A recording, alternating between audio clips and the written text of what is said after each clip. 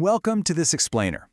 Today, we're diving straight into a deeply emotional, incredibly powerful chapter of ancient history. We're going to focus on what is arguably the ultimate test of a father's heart.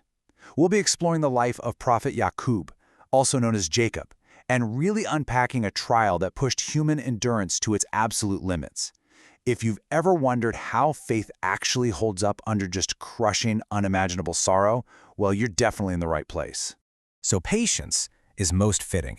This one singular concept takes us right into the heart of a story where divine destiny just collides head-on with destructive human jealousy.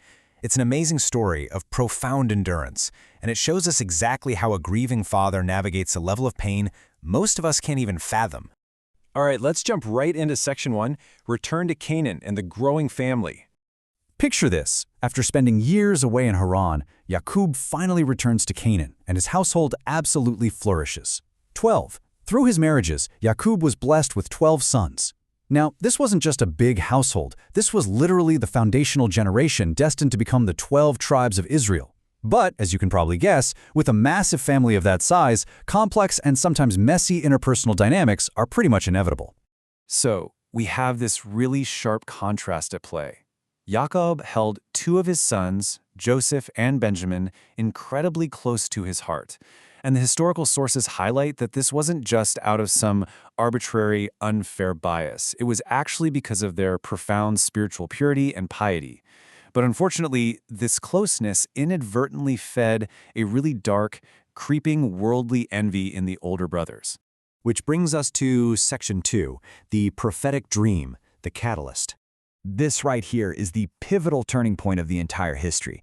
Imagine a young boy looking up at the glowing night sky with absolute wonder, and then running to relay this vivid celestial dream. He says, "Oh my father, indeed I have seen 11 stars and the sun and the moon. I saw them prostrating to me." Yaqub heard this and instantly, right away, recognized the massive prophetic weight of what his son had just seen. Now, because Yaqub completely understood the implications of this, he immediately gave Yusuf a strict, urgent warning. Do not relate your vision to your brothers. See, Yaqub could already sense the jealousy festering among the older siblings, and he desperately wanted to protect his son. But let's be real, in a household with 12 brothers, secrets almost never stay hidden. And that leads us to Section 3, the shadows of envy and the brothers' conspiracy. The tension rises so dramatically here. It started small, with the unchecked growth of envy, just quietly taking root over time. Then, that turned into secret whisperings in the shadows, the brothers basically just feeding off of each other's resentment. Until finally, they reached a truly dark consensus. Blinded completely by jealousy, they hatched a chilling plot to just entirely remove Joseph from the picture. They wanted a monopoly on their father's love. But here is the incredible, dramatic irony of this whole situation. The brothers were completely, blissfully unaware of the divine plan. They honestly thought they were simply eliminating a younger rival to gain favor. They had absolutely no idea that their cruel actions were actually triggering a massive divine blueprint that was going to span for centuries. Now we move into Section 4, the ultimate trial, a father's heartbreak. Imagine the agonizing scene at dusk. The older brothers return home, and they are weeping loudly in this grand, fabricated performance of grief. They spin this totally fake story, claiming that while they were out racing, a wild wolf attacked and ate Joseph. And to back up this horrific lie, they actually present physical evidence, Joseph's blood-stained shirt. But there was a glaring flaw in their proof. Yes, it was a bloodied shirt, but it was entirely untorn.